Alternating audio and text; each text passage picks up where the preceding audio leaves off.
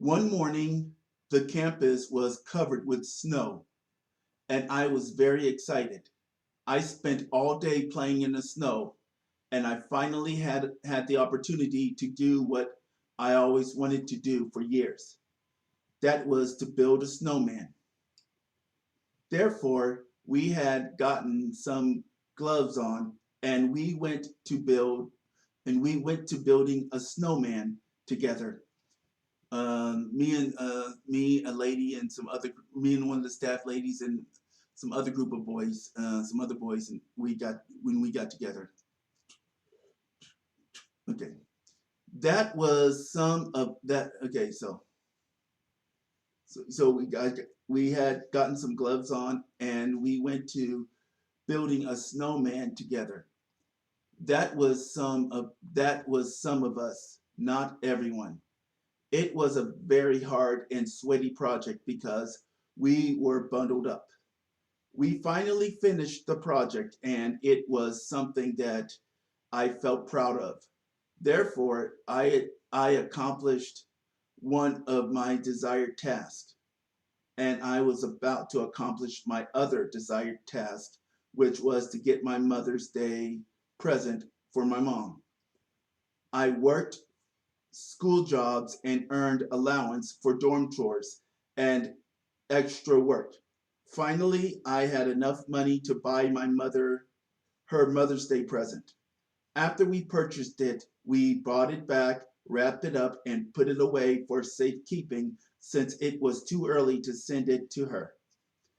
April had just ended and May had just begun, and Mother's Day was not until May 14th of that year.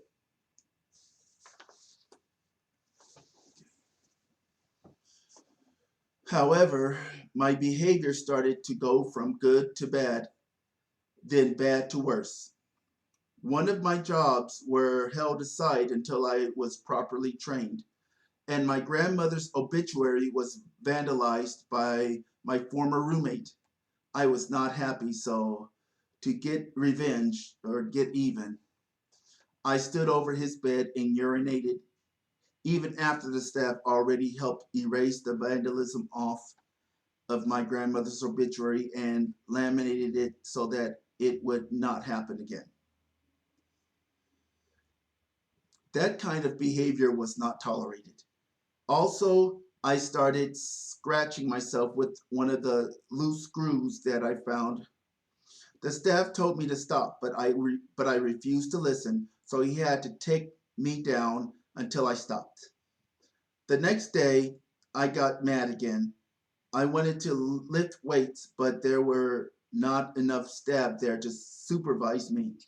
Therefore, I got mad and hit another student and lied about why I hit him.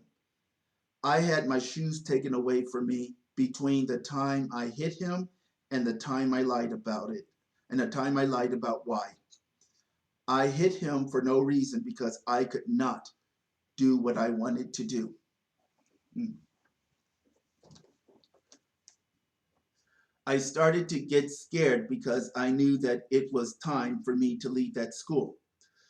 Tuesday, the next day, was my last day there, unknowing to me, unknowingly to me.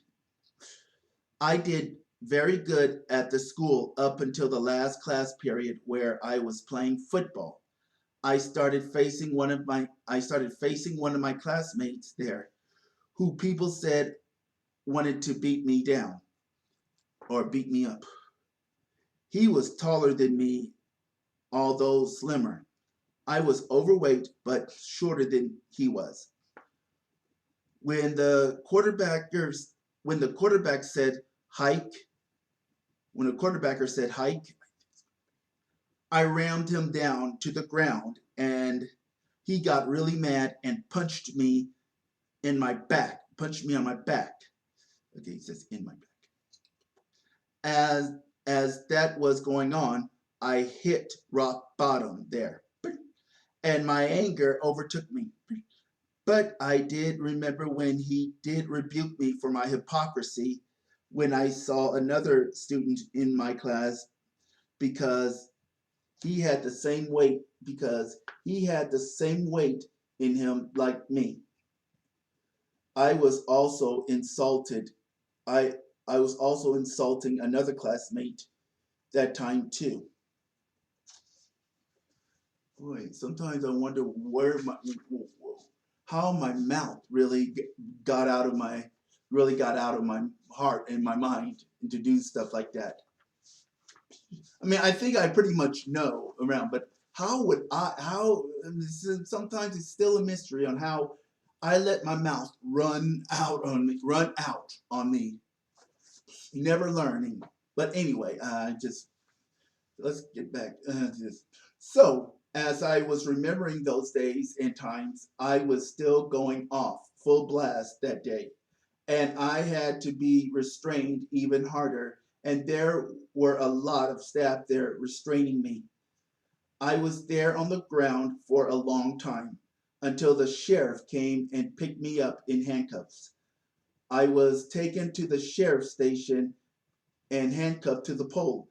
Then another sheriff came and took me in, into a hospital clinic to hang out there for a while. So another sheriff came and took me into a hospital clinic to hang out there for a while. Then an ambulance came and picked me up and took me to Gateways Hospital, where I stayed for 12 weeks. There, I was assigned a doctor who took care of me really well, put some other staff who were, well, plus some other staff who were there. The doctor saw that I was overdosed, so he took me off of all of those medications, and he took me off of all of those medications that I was taking, uh, and put me on a new medication that really helped me. However, he did abruptly take me off of all of the medications that I was taking and changed my meds to just one new medication. As a result, I was dizzy and anorexia. I was dizzy with anorexia due to the med change.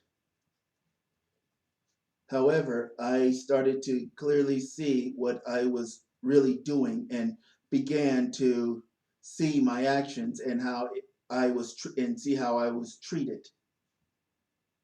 Looking at these issues, I said to myself, I have to find a way out of that mess and to stay out of it. Of course, my doctor helped me to do just that. The hospital had an OT occupational therapy room, an OT room, occupational therapy room that was nice, clean, and organized. There was a nice garden there, a back basketball court there as well. There was a rec center where we would go. There's a rec center there that we would go to. The school was in the basement of the hospital, the ward. And I said hospital, I said ward, but it's hospital down here. So the basement of the hospital. The school was in the basement of the hospital. And the classes were organized and the teachers were very professional.